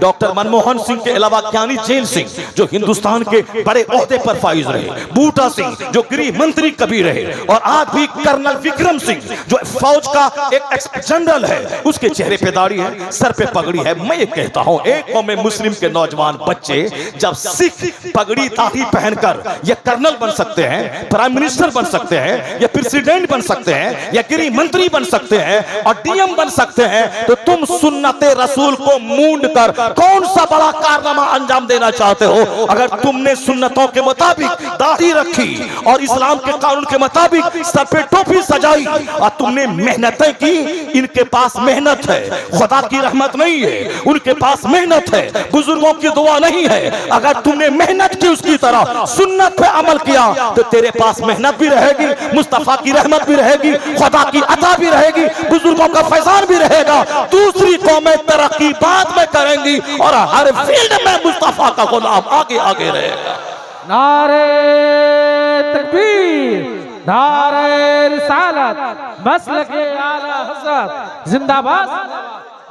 पता नहीं किसकी नजर लग गई, किसने हमको बुरी नजर लगा दी, किसने हमारी बच्चियों की सोच को खत्म कर डाला। तो हम नहीं सुनते हैं कि एक सिख की बच्ची वो साहब अपने मजहब को छोड़ के गैरों के साथ भाग गई। हम नहीं सुनते कभी साहब मुशरिक की एक बेटी अपना मजहब त्याग कर वह गैरों के साथ चलेगी। ऐसा अगर होता भी है कभी कभार, मगर लगातार ये हालात इस तरह पैदा हो गए हैं। पढ़ी लिखी बेटियां साहब गैरों की गोद में जाकर दीन ईमान का सौदा कर लेती है। इसका सारा जिम्मेदार वो घर का माहौल है, माँ बाप है। जब बार बार हम ये बोलेंगे वो इंजीनियर बन गया करोड़ों कमा लिया, वो डॉक्टर बन गया अरबों कमा लिया, वो IAS ऑफिसर बन गया खरबों कमा लिया, वो बंबई में फैक्ट्री डाल दी अरबों कमा लिया, तो हमारे छोटे छोटे बच्चे जो मेरे आंगन में पलते हैं वो छोटे छोटे बच्चों के दिमाग में इसका असर ये पड़ेगा कि दौलत कमाना यही सबसे बड़ी चीज है, मकान बनाना यही मकसद हयात है, फॉर्च्यूनर खरीदना यही मकसद हयात है। चाहे सट्टा जुआ खेल के खरीदें, चाहे झूठ बोल के खरीदें, चाहे दूसरों को ठग के खरीदें, चाहे दूसरों की जमीन पे कब्जा करके खरीदें, चाहे डकैतों का एक ग्रुप बना के चोरी डकैती करके हम खरीदें, माल खरीदना है। क्योंकि हमारे घर में यही जुनून पैदा किया जाता है। मगर राजस्थान में एक गांव है, जब उत्तर प्रदेश में, जिसकी आबादी 200 है, उस 200 की आबादी में 70 बच्चे IAS ऑफिसर है। वहां की लड़कियां सड़कों पे नजर नहीं आती है, क्योंकि वहां यही चर्चा होता है वो IAS ऑफिसर बन गया तुझे भी बनना है, वो IPS ऑफिसर बन गया तुझे भी बनना है। ये माँ बाप अपने बच्चों के दिमाग में IAS बनने का नशा डालते हैं। और हमारे घरों में पता नहीं किसकी नजर लग गई, वो दौलत बना लिया, वो मॉल खरीद लिया, वो मार्केटिंग कॉम्प्लेक्स बना लिया, वो घर बना लिया, वो जमीन खरीद ली, वो 10 एकड़ प्लॉट खरीद लिया, उन्होंने कॉम्प्लेक्स बना दिया। इसका नतीजा ये होता है दीन मजहब की बातें साइड में हो जाती हैं और बच्चों के दिमाग में दौलत कमाने का जुनून चढ़ जाता है। जबकि कुरान करीम में जगह बजगह दुनिया की इतनी मसम्मत की गई है कि एक जगह कुरान करीम में कहा गया है कि वलौला अयकुन अन्नास उम्मतन वाहिदा ला जअलना लिमन यकफुरु बिर्रहमान लिबुयूतिहिम सुक़ुफन मिन फिद्दा व मआरिजा अलैहा यज़हरून व लिबुयूतिहिम अबाबा व सुररन अलैहा यत्तकिऊन व ज़ुख़रुफा। अल्लाह फरमाता है अगर ये सारे लोगों के एक प्लेटफॉर्म पे आने का अंदेशा ना होता, यानी दुनिया के सारे लोगों के काफिर होने का चांस नहीं होता, तो हम अपने बागियों को, अपने दुश्मनों को, अल्लाह कहता है जो अल्लाह को नहीं मानता वो अल्लाह का दुश्मन, अल्लाह कहता है मैं अपने दुश्मनों को, मैं अपने मुनकिरों को, जो मेरा इनकार करता है कि अल्लाह नहीं है, अल्लाह है इसका इनकार करता है, मैं अपने मुनकिरों को इतनी दौलतें दे देता कि उनके मकान की छत में चांदी की बना देता, उनके मकान की छत में चांदी की बना देता, उनके मकान की सीढ़ियां व मआरिजा अलैहा यज़हरून, सीढ़ियां मैं चांदी की बना देता जिस पर यह मुशरिक, ये काफिर चढ़ करके छत पे जाते। वले बयूतिहिम अबवाबा व सुरुरन अलैहा यत्तकिऊन व ज़ुख़रुफा, उनके मकान के दरवाजे, उनके मकान के फर्नीचर वह सब सोने चांदी के बना देते। एक ज़ुख़रुफ नाम की सूरत है 26वें पारे में। ज़ुख़रुफ के माने डेकोरेशन, ज़ुख़रुफ के माने ऑर्नामेंट, ज़ुख़रुफ के माने सजावट। क्या कहा अल्लाह ने? अगर हम ऐसा कर देते तो दुनिया के सारे लोग काफिर हो जाते, सारे लोग मुशरिक हो जाते। जाहिर सी बात है जब काफिरों के मकान की छतें चांदी की बन जाती तो सारे लोग उसी को सच मान के काफिर हो जाते। अल्लाह कहता है अगर ये बात नहीं होती तो मैं अपने बागियों को इतनी दौलत देता, उनके मकान की छतें चांदी की बना देता। मगर आगे अल्लाह कहता है वाइन कुल्लु ज़ालिका लम्मा मताउल हयाती दुनिया, अल्लाह कहता है अगर हम ऐसा कर भी देते, सोने चांदी का घर बना भी देते, तो कितने दिन तक उस घर में रहेगा? 70 साल, 80 साल, 90 साल, जो अल्लाह के नजदीक 1 मिनट है। और अल्लाह आगे फरमाता वल आखिरतु इंद रब्बिका लिल मुत्तकीन, यानी मरने के बाद जो आखिरत है, जहां का एक दिन 50,000 साल के बराबर है, वहां सोने चांदी की ईंट से बनी हुई जन्नत, हूरो गिलमान, शहद की दूध की पाकीज़ा नहरें, वहां 70 हजार गिलमान चांदी की तरह चमकते हुए नौकर गुलाम। वह किसके लिए है? अल्लाह फरमाता है आखिरत की सारी नेमतें, आखिरत की सारी इज्जतें जो कभी खत्म नहीं होने वाली है, वह उसके लिए है जो दुनिया में अल्लाह से डरता रहेगा, अल्लाह पर ईमान लाएगा, दुनिया से दामन बचाएगा। 70-80 साल, 1 मिनट जहां खत्म हुआ, खरबों साल की राहत है उस पर निछावर कर दी जाएगी। इस आयत करीमा के बयान करने का मतलब क्या हुआ? अल्लाह ये फरमाता है कि तुमको दुनिया का गुलाम नहीं होना है, तुमको दुनिया के पीछे पागल नहीं होना है। तेरा मतमहे नजर जन्नत है, तेरा मकसद हयात जन्नत पाना है, तुझे इस दुनिया को आखिरत की खेती समझना है। और सुनिए हुजूर ने क्या फरमाया, आका अलैहिस्सलाम फरमाते हैं लौ कानति दुनिया इंदल्लाहि जनाह बऊदा, अगर ये दुनिया अल्लाह के नजदीक मच्छर के पर के बराबर भी इसका कोई महत्व होता। जरा गौर से सुनिएगा, यह हदीस पाक में आया है। आका अलैहिस्सलाम फरमाते हैं अगर यह दुनिया जिसके लिए हम लालायित हैं, जिसके लिए हमारे बच्चों का ईमान खत्म हो रहा है, जिसके लिए हमारे बच्चों का पर्दा खत्म हो रहा है, जिसके लिए हमारे बच्चों की तहजीब मिट रही है, असल इसी दुनिया ने मेरी बच्ची को जींस टी शर्ट पहनाया, हमारी बच्ची को जो पर्दे में रहने वाली थी, जिनको अल्लाह ने शर्म की चीजें दी हैं, ये फटा हुआ जींस पहनकर, ये टाइट चुस्त टी शर्ट पहन के जो दावतें ज़िना समाज में दे रही हैं, जिसको पर्दे में रहना था वो शमे महफिल बनी हुई है, उसको जिसको घर में रह के घर को रश के जन्नत बनाना था, वो साफ सड़कों पे नौजवानों की आंखें खराब कर रही हैं। क्यों? डिग्री मिलेगी, नौकरी मिलेगी, नौकरी करने के बाद मेरी बेटी खाएगी पिएगी, चाहे उसके सुख में आग लगे, चैन में आग लगे, मगर ये नौकरी करेगी। नौकरी करने वाली 99% बेटियां, उनका रिश्ता शौहर से अच्छा नहीं है। मैं बेंगलोर में रहता था, इदारे शरिया वहां कायम है, वहां एक डीएम औरत का केस वहां आया था, उनके शौहर भी आईएएस ऑफिसर थे, उसकी वाइफ भी आईएएस ऑफिसर थी, तो मुसलमान थी वो। वहां केस ये आया था कि मैं इनसे खोला लेना चाहती हूँ, मैं इनसे तलाक लेना चाहती हूँ। अगर उनका शौहर चपरासी होता, चलो बात समझ में आने वाली है, मैं आईएएस ऑफिसर हूँ, मेरा शौहर चपरासी है, मेल नहीं खाएगा। मैं आईएएस ऑफिसर हूँ, मेरा शौहर स्कूल का टीचर है, मेल नहीं खाएगा। मैं आईएएस ऑफिसर हूँ, ये ब्लॉक डेवलपमेंट ऑफिसर है, मेल नहीं खाएगा। मगर ये भी आईएएस ऑफिसर है, उसका शौहर भी आईएएस ऑफिसर है, आखिर मेल ना खाने की क्या वजह है? अपने आप को फिर तलाक लेकर यहाँ तो कुंवारी बेटियों की शादी होने में ताकीर हो रही है, और जो एक बच्चे की माँ हो जिनकी शादी के 2, 4, 5 साल हो चुके हों, आखिर वो तलाक लेने का क्या मतलब है? क्या मतलब यही है कि मैं सर्विस में हूँ, मैं सर्विस करती हूँ, मेरे पास साहब कितने लड़के हैं, न जाने किस ड्राइवर से, न जाने किस हॉकर से, न जाने किस चपरासी से दिल लग गया हो। नहीं सुना आपने एक कांग्रेस की लीडर बिहार की, जो कांग्रेस पार्टी से एमएलए विधायक बनी थी, जो उसके पास बॉडीगार्ड थे, उसी बॉडीगार्ड के साथ जवान बेटे की मां चक्कर चला रही है। चक्कर चलाने की वजह से उसका सियासी कैरियर खत्म हो गया, उसको पार्टी ने निकाल दिया, वो टिकट से महरूम हो गई, अब अभी आम आदमी की तरह सड़कों पे घूम रही है। इस चक्कर की वजह से मैं आपसे कहना चाहता हूं कि आज जिसको शर्मो हया के जेवर बन के रह रहा था, हमने नौकरी के शौक में उसकी जिंदगी को मिट्टी में मिला दिया। उससे बेहतर तो मेरी वो खातून है जो बाहर शरीयत पढ़ रही है, कंजुल ईमान पढ़ रही है, अनवारी शरीयत पढ़ रही है, 5 गना नमाज पढ़ रही है, और कोई नौकरी नहीं है, रानी बनकर अपने शौहर के पास रह रही है। नाश्ता बना के शौहर को रवाना कर दिया, शौहर स्कूल चला गया, शौहर दुकान पे चला गया, ये आराम से रानी बन के फर्नीचर पे सोई हुई है। ये तो 60 बरस तक, अगर मेरी बेटी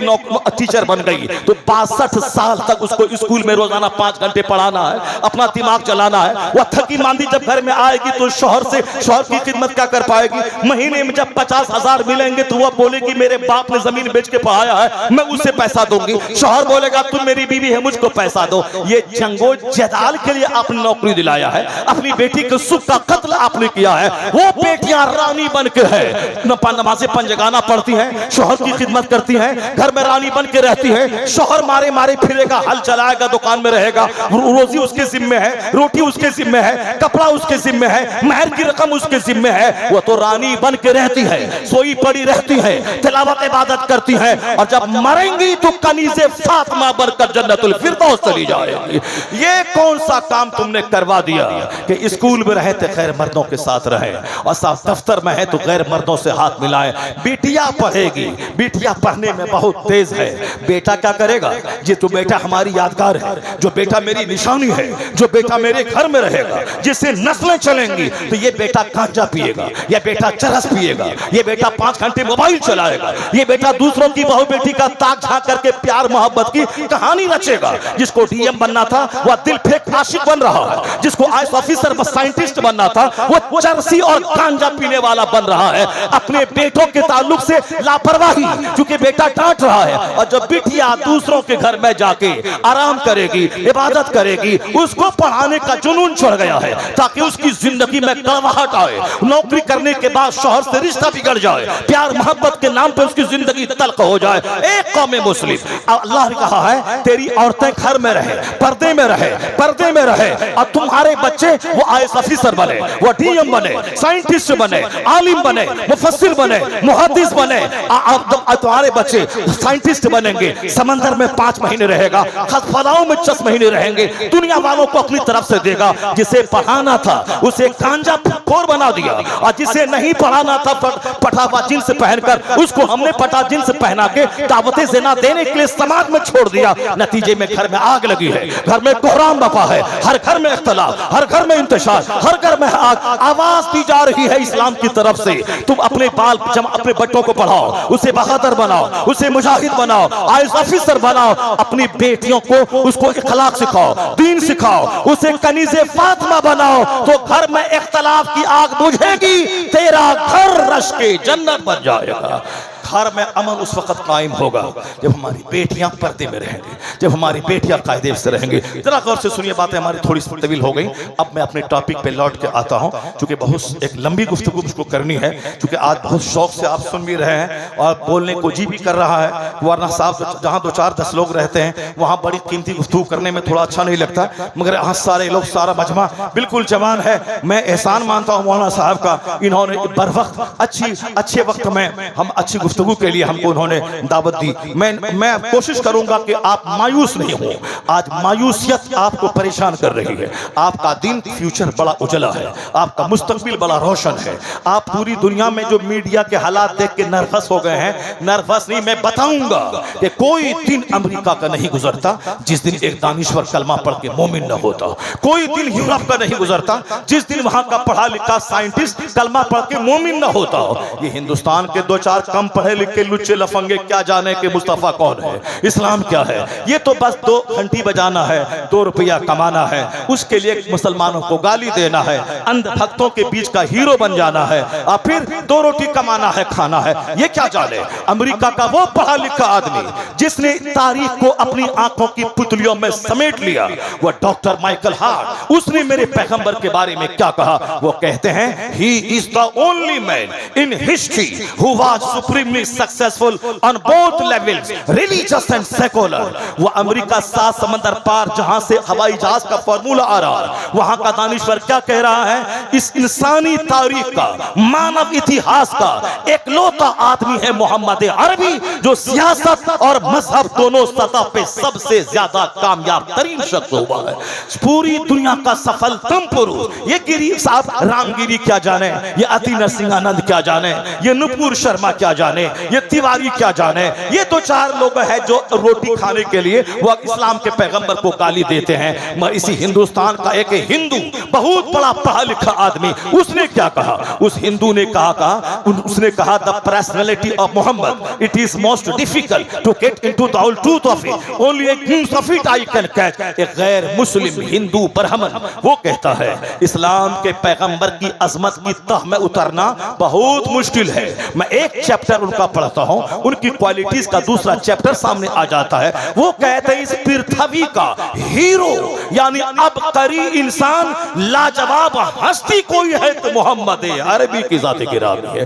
पत्थर फेंकने की जरूरत नहीं है, थाना घेरने की जरूरत नहीं है, बल्कि इन गैर मुस्लिमों ने हमारे पैगंबर की शान में जो जो कलमात कहे हैं उसको हाईलाइट करने की जरूरत है। अगर वो मेरे पैगंबर के खिलाफ बोलता है तो उसी की बिरादरी का उससे बड़ा पढ़ा लिखा आदमी उसने मेरे पैगंबर की जो तारीफ की है उस तारीफी जुमलों को दीवार में लिख दे, उन तारीफी जुमलों को व्हाट्सएप में एक दूसरे को शेयर करे, उन तारीफी जुमलों को दुनिया वालों को पहुंचा दे कि तुम भी तो गैर मुस्लिम हो, तुम इस तरह की बातें कर रहे हो और ये भी तो पढ़ा लिखा गैर मुस्लिम है जिन्होंने हमारे पैगंबर के बारे में जबरदस्त अपने दिल के जज्बात को खोल के रख दिया है। वो कहा, वो आखिर में कहता all these magnificent role in these departments of human activities he is like a hero. मुसलमान नहीं, मौलाना नहीं, पीर साहब नहीं, एक हिंदू ब्राह्मण। वो कहता इंसानी जीवन के हर क्षेत्र में जो मुस्तफा का योगदान रहा है, जो उनका मार्गदर्शन रहा है, जो उनके एहसानात रहे हैं, जो उन्होंने जीवन के जीवन शैली दी है, कहते हैं उसको देखकर कहा जा सकता है इस पृथ्वी का लाजवाब इंसान मोहम्मद अरबी अलैहिस्सलाम। इसी को आला हजरत ने बरेली से कहा कोई बड़ा नहीं है, ना प्रोफेसर बड़ा, ना थिंकर बड़ा, ना ऑफिसर बड़ा, सबसे आला व औला हमारा नबी, सबसे बाला व वाला हमारा नबी, सारे ऊंचों में ऊंचा समझिए जिसे है उस ऊंचे से ऊंचा हमारा नबी। पैगंबर आजम को पढ़ने के बाद पता चलता है किस तरह हमारे पैगंबर सर्वश्रेष्ठ हैं, कैसे हमारे पैगंबर महानतम पुरुष की सूरत में इस दुनिया के लिए रहमत बन के जलवागर हुए हैं। अब जरा गौर से सुनिए क्या कहा उसने, जॉन डेविनपोर्ट ने। उसने कहा कि सारे उलूम अरबी मदारिस से लिए गए हैं और the Spanish Saracen may be looked upon as the father of European philosophy. आप बोर तो नहीं हो रहे, आप लोग बोर तो नहीं हो रहे, गुफ्तगू हार्ड तो नहीं हो रही आपके लिए, बिल्कुल हार्ड मैं सिंपल करके आप तक पहुंचा रहा हूं, बहुत सिंपल गुफ्तगू आप तक मैं पहुंचा रहा हूं। शदीद हाजत हो कि पेशाब कपड़े में हो जाएगा उस हालत में जाने की परमिशन है, वरना आम हालत में आप उलझन के शिकार ना हो बल्कि आप खामोशी से बैठे रहें। एक मालूमाती खिताब आप तक पहुंच रहा है। अब कैसे जॉन डेविनपोर्ट ने कहा अरबी मदारिस के जो उलमा है, द स्पेनिश सैरेसन अरबी मदारिस के उलमा यूरोप की साइंस के बाप कहे जाने के मुस्तहिक है। क्या कहा, जो साइंस जवान हुई है उसको जवान बनाने में अरबी मदारिस के उलमा का हाथ रहा, इनका हाथ रहा। अब कैसे हाथ रहा, बस एक पॉइंट आपको मैं पहले बताता हूं। अमेरिका नाम का कोई मुल्क आज से 1000 साल पहले नहीं था। कोलंबस ने अमेरिका का पता लगाया, जैसे हिंदुस्तान का पता वास्को डी गामा ने लगाया, उसी तरह अमेरिका का पता कोलंबस ने लगाया। कब पता लगाया? 1495 में, यानी आज से 1000 साल पहले अमेरिका कोई मुल्क है इसका पता चला। लेकिन आज वह मुल्क दुनिया का सबसे शक्तिशाली, दुनिया का सबसे बड़ा साइंसी मुल्क है, दुनिया पे राज करने वाला। उनसे पूछें कि किसने आपको ताकतवर बनाया, किसने आपको दुनिया पे राज करने का हुनर और आर्ट सिखाया? अमेरिका का जवाब है knowledge is power, knowledge is light. इल्म ताकत का नाम है, इल्म रोशनी का नाम है। इल्म ने मुझे ताकतवर बनाया। आज सारी दुनिया मेरे से हथियार ले रही है, मेरे से साइंस के फॉर्मूले ले रही है। इल्म इल्म इल्म, नॉलेज शिक्षा शक्ति का नाम है, नॉलेज पावर का नाम है, इल्म ताकत का नाम है। चाइना आज से 1000 साल पहले बुद्धिस्टों का हिसाब किताब मुल्क आज दुनिया की मंडियों पे अपना माल फैला दिया है। किसने आपको दुनिया के मार्केट में सबसे ज्यादा महंगा, सबसे ज्यादा ताकतवर मुल्क बनाया है? जवाब है चाइनीज का। Knowledge is power, knowledge is light. इल्म ताकत का नाम है, इल्म रोशनी का नाम है। आज हिंदुस्तान इंजीनियरों का मुल्क कहलाता है। गल्फ कंट्रीज के 25 से ज्यादा ममालिक में हिंदुस्तान के इंजीनियर इज्जत की निगाह से देखे जाते हैं। आज से 300 साल पहले न JNU का पता था, न AMU का पता था, न किसी यूनिवर्सिटी का पता था। हिंदुस्तान में जितनी भी यूनिवर्सिटीज हैं, चाहे जवाहरलाल नेहरू यूनिवर्सिटी, चाहे बनारस हिंदी यूनिवर्सिटी, चाहे अलीगढ़ मुस्लिम यूनिवर्सिटी, चाहे नालंदा, चाहे साहब पटना यूनिवर्सिटी, चाहे मैसूर यूनिवर्सिटी, चाहे रोहिलखंड, चाहे बंबई यूनिवर्सिटी, सबकी तारीख 300 साल के भीतर की है। सबकी तारीख एक यूनिवर्सिटी नालंदा की है जो यूनिवर्सिटी का पता मिलता है 1000 साल पहले, लेकिन वो बुद्धिस्टों का एक धार्मिक शिक्षा का एक केंद्र था जिसको मॉडर्न एजुकेशन से कोई मतलब नहीं। मैं जो बात कहने जा उसको गौर से सुनिएगा। घिसा पिटा मुल्क आज ताकतवर है, किसने बनाया? वही सारे लोग पढ़ेंगे, सारे लोग बढ़ेंगे। सर्व शिक्षा अभियान है, सब घर में शिक्षा पहुंचे। शिक्षा शक्ति का नाम है, शिक्षा ताकत का नाम है। चाइना बोलता है इल्म ताकत का नाम है, अमेरिका कहता है नॉलेज पावर का नाम है, हिंदुस्तान के लोग कहते हैं शिक्षा शक्ति का नाम है। मगर ताजुब की बात यह है, ये शिक्षा को शक्ति सबसे पहले किसने कहा है? इल्म को ताकत सबसे पहले किसने कहा है? इल्म को लाइट सबसे पहले किसने कहा है? पिछले 1400 साल पहले जाए, जब न अमेरिका का नाम था, न चाइना का वजूद, चाइना में किसी एक स्कूल का वजूद था, न हिंदुस्तान में एक प्राइमरी स्कूल तक नहीं था। वह गुरुकुल के जमाने में एक दरख्त के साये में एक गुरु बैठता था और 2-4 शिष्य उनके सामने बैठते थे, धर्म की शिक्षा दी जाती थी। लेकिन आज दुनिया में सैकड़ों यूनिवर्सिटीज हैं, हजारों कॉलेजेस हैं, लाखों स्कूल से मौजूद हैं। यह शिक्षा का केंद्र है। किसने सबसे पहले इल्म को नूर कहा, इल्म को ताकत कहा, शिक्षा को शक्ति कहा? सबसे पहले इस धरती पर पैगंबर आज़म अलैहिस्सलाम ने 1400 साल पहले कहा था, अलैकुम बिल इल्म फ़इन्नल इल्म कुव्वतुन, अलैकुम बिल इल्म फ़इन्नल इल्म नूरुन। इल्म हासिल करो, माँ की गोद से लेकर कब्र की गोद तक इल्म ताकत का नाम है, इल्म रोशनी का नाम है। इसलिए तो मैं कहता हूँ क़यामत तक जितने लोग इल्म को ताकत कहेंगे, मुंह उसका होगा, ये नारा मुस्तफा जाने रहमत का दिया हुआ होगा। जितने लोग इल्म को ताकत कहेंगे, इल्म को रोशनी कहेंगे, मुंह उसका होगा, मगर ये फार्मूला मोहम्मद अरबी का दिया हुआ होगा। नारे तकबीर, नारे रिसालत, मजहबे इस्लाम। एहसान इस्लाम का है, जिसने बताया है कि इल्म ताकत का नाम है, इल्म रोशनी का नाम है। यह सबसे पहली दरसगाह मदरसा है जो असहाबे सुफ़ा की सूरत में मस्जिद नबवी में एक चबूतरा था।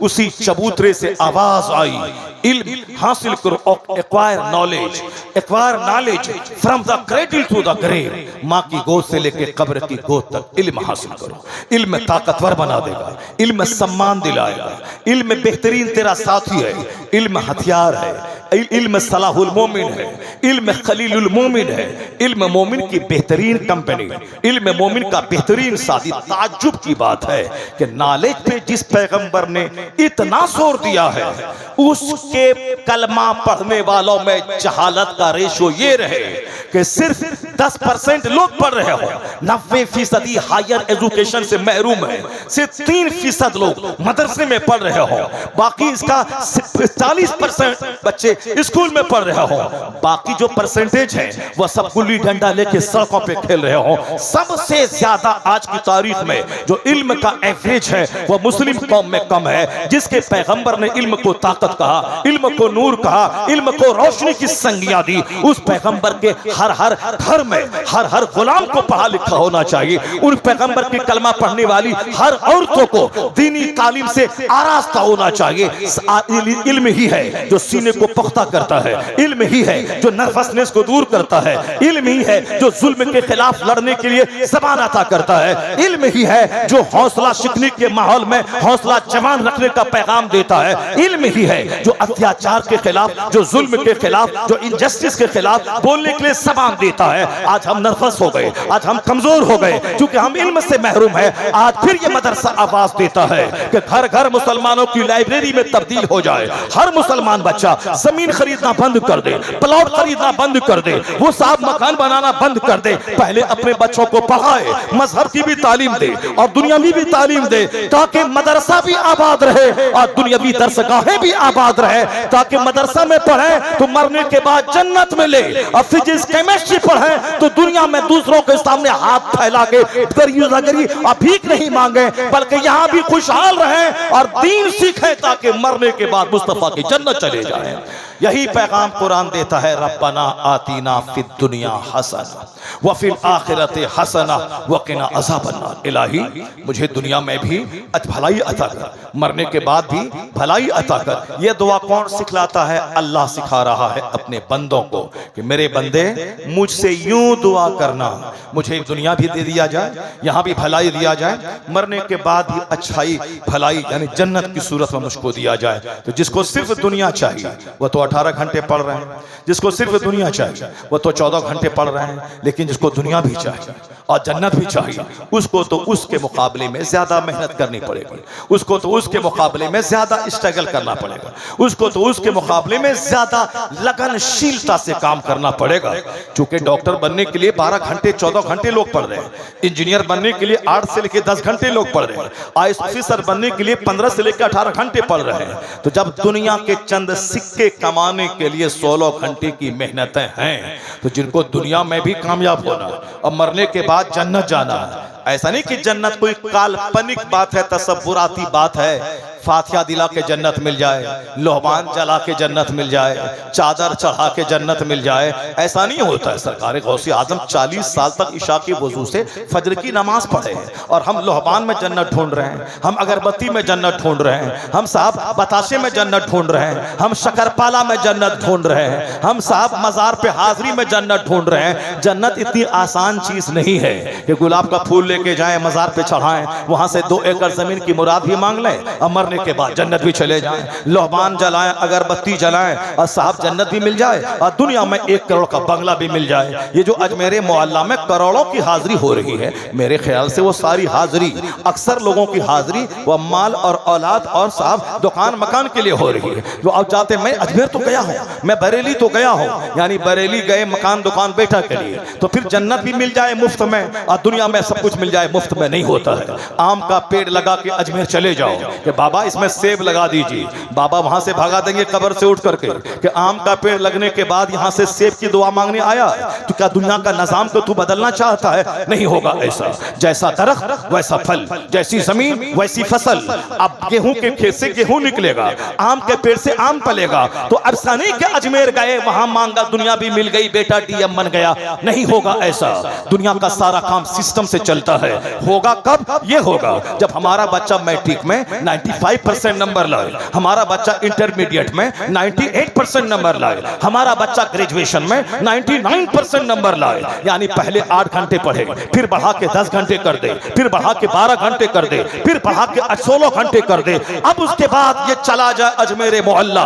हुजूर मैंने मेहनत में कोई कमी नहीं की, मैंने टॉप रिजल्ट निकाला, 99% नंबर लाया। अब हुजूर एक दुआ के लिए हाथ उठा दे ताकि कामयाबी कदम चूमे। इधर से मेहनत चलेगी, उधर से गरीब नवाज का हाथ उठेगा, कामयाबी आसमान से उतर के कदम चूमेगी।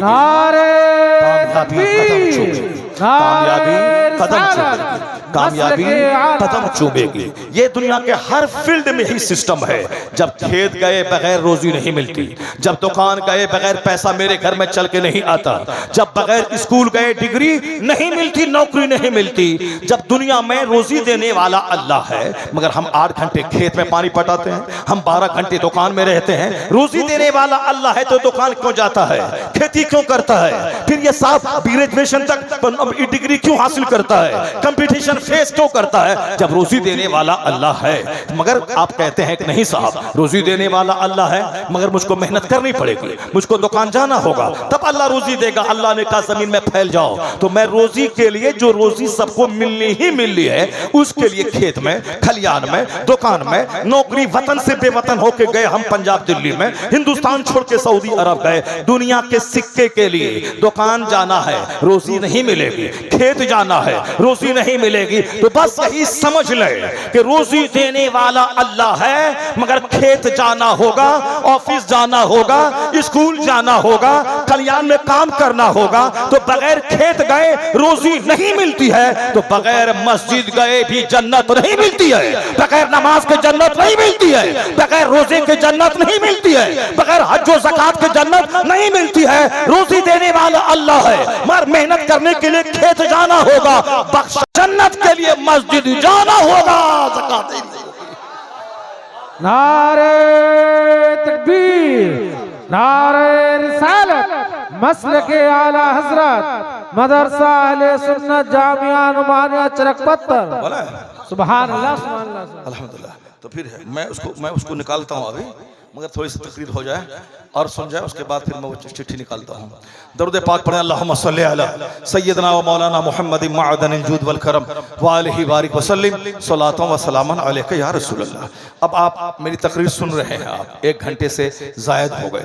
मैंने अपनी तकरीर अभी स्टार्ट नहीं की है, क्योंकि मेरा जो टॉपिक है वह तहकीकी टॉपिक, जो मेरा एक रिसर्च का टॉपिक है, उसको जरा गौर से सुनिएगा। बगैर सुने हुए जाइएगा नहीं, जाएंगे दुनिया आप लोग बगैर सुने हुए। हाथ उठा के बार जोर से बोले ला इलाहा इल्लल्लाह मुहम्मदुर रसूलुल्लाह सल्लल्लाहु अलैहि वसल्लम। आपने वादा कर लिया है, एक बंदा भी नहीं जाएगा, जबकि मैं 2.5 घंटे बोल के आया हूं। अभी 2 घंटा मेरा होने वाला है, मैं 2.5 घंटे यहाँ भी बोलूंगा इंशाअल्लाहुल करीम। आज 5 घंटे का रिकॉर्ड बनेगा, 2.5 घंटे दिन में, 2.5 घंटे रात में। तो अब बस सिर्फ आपकी तवज्जो चाहिए, वरना हमको शौक नहीं है तकरीर करने का। इतनी तकरीरें हो गई हैं कि अब तकरीर का शौक नहीं रह गया है। इसलिए जुमा के दिन कभी मैं आधा घंटा बोलता हूँ, कभी 10 मिनट बोलता हूँ। हमारे दोस्त कहते हैं मत बोलिए ज्यादा, सब हमारे घर वाले शमीम भाई भी कहते हैं कि मत बोलिए ज्यादा, सब बोलते हैं, मगर हमको कहते हैं कि नहीं भाई, हम 2 घंटा बोलेंगे। अगर 2 बंदा अगर नेक बन गया तो मेरा पसीना बहाना वसूल हो गया। हम ये चाहते हैं कि शुरू के हिस्से में जो जिसके दिल में बात नहीं उतरी, मुमकिन है कि 2 घंटे के बाद जो जुमला निकल रहा है, ये जुमला उसके दिल को बदल दे, उसके दिल को चेंज कर दे। इसीलिए ट्रेन छूटे प्लेन छूटे, बात मेरी मुकम्मल होनी चाहिए। एक बंदा राहे रास्ते पे आ गया, सोच सीधी हो गई, मेहनत वसूल हो गई। अल्लाह तबारक व तआला हमें हक बोलने, आपको हक सुनने की तौफीक अता फरमाए। ये जॉन डेविनपोर्ट ने क्यों बोला कि मदरसा साइंसदानों को जन्म दिया है, क्यों बोला? बस 2-3 बातें मैं आप तक पहुंचाता हूं। किस कदर हालात दुनिया में बन रहे हैं, किस तरह आज कुरान पाक पढ़ने का मजाज दुनिया में फैल रहा है, जरा गौर से सुनिए। एक बिल्कुल सिंपल और सरल वाली बात, कलमा पढ़ने वाले रोजाना बढ़ रहे हैं, पहले ही आपको मालूम ना हो। जो सोशल मीडिया पे हंगामा है, यहाँ मुसलमान को मारा, वहां मुसलमान को पीटा, ऐसा हुआ, वो सब फेक, सब झूठ है। वो अगर कहीं सच है भी तो आजमाइश है। और सच्ची बात यही है कि दुनिया में इस्लाम ने कोहराम बपा कर दिया है। जैसे जैसे इल्म बढ़ रहा है, जहालत घट रही है, इस्लाम की तरफ पढ़े लिखे लोग ज्यादा लालायित होके ललचाई निगाहों से देखकर कलमा पढ़कर मोमिन हो रहे हैं। जरा गौर से सुनिए, एक बात पहले भी सुने होंगे, अगर नहीं सुने होंगे तो और सुनिए, जरा गौर से सुनिए। थाईलैंड की राजधानी बैंकॉक में एक यूनिवर्सिटी है। उस यूनिवर्सिटी के प्रोफेसर, डिपार्टमेंट ऑफ एनाटॉमी के एक बड़े प्रोफेसर है, उसका नाम है मेगाटेक तेजासेन। उन्होंने बहुत गहरा रिसर्च, बहुत गहरी तहकीक की कि दुनिया भर में अलग अलग टॉपिक पे सारे लोग काम कर रहे हैं, मुझे भी उस टॉपिक को टच करना है जिस पर लोगों ने काम नहीं किया है। हर साइंसदानों का एक मजाज होता है, अजूबा काम करना, नया काम करना, जिसको सब लोग नहीं कर रहे हैं उस फील्ड में काम करना। यह हमारे जैसे मौलवियों का मजाज है। एक मदरसा चल रहा है अहले सुन्नत जामिया नौमानिया, तो 10 किलोमीटर नहीं बल्कि 10 कदम दूरी पे एक दूसरा मदरसा कायम कर देना, जामिया सुबहानिया। अब जामिया सुबहानिया, अब वहां से 10 कदम की दूरी पर जामिया रजविया कायम कर देना। चूंकि इनके पास कोई बड़ा प्रोजेक्ट, बड़ा प्लान नहीं है, यह समझता है कि मेरा मुस्तकबिल अंधेरे में है, यही मदरसा तो एक सहारा है, मदरसा कायम करें, रसीद उठाएं, 10 लोगों के पास जाएं, जलसा भी करवाएं, 2-4 बच्चों को पढ़ाएं। अजूबा काम करने का मजाज ये नहीं रखते हैं। जो काम कोई नहीं कर रहा हो वह काम मैं करूं। इस्लाम की तबलीग का मरकज सिर्फ मदरसा ही नहीं है। इस्लाम की तबलीग करने के लिए किताब लिखना, किताब छापना, किताब बेचना, बिजनेस करना, ये एक बड़ा तरीका है। बड़े बड़े शहरों में वहाबियों, दियोबंदियों, नजदियों के, गैर मुक़ल्लिदों के बड़े बड़े कुतुबखाने मौजूद हैं, मगर हम सुन्नियों के एक कुतुबखाना नहीं है। अब उसकी तरफ तवज्जो देना, उसकी तरफ मेहनत करना ताकि हम अपना एक कुतुबखाना कायम करें। नहीं, बस एक सिंपल सा काम काम है मदरसा कायम करना। किसी ने 10 दुकान कर ली है किराने की, अब नया कोई बच्चा मेरा आता है, उसको कुछ समझ में नहीं आता, किराने की नई दुकान डाल देता है। अजूबा काम करना, जो काम शहर में नहीं होता हो, वह बिजनेस स्टार्ट करना, एक स्कूल कायम करना जिस स्कूल में बच्चे मैट्रिक भी पास करें, इधर से हाफिज कुरान भी हो जाए, बच्चे उधर से इंटरमीडिएट भी करें, इससे मौलवी भी हो जाए।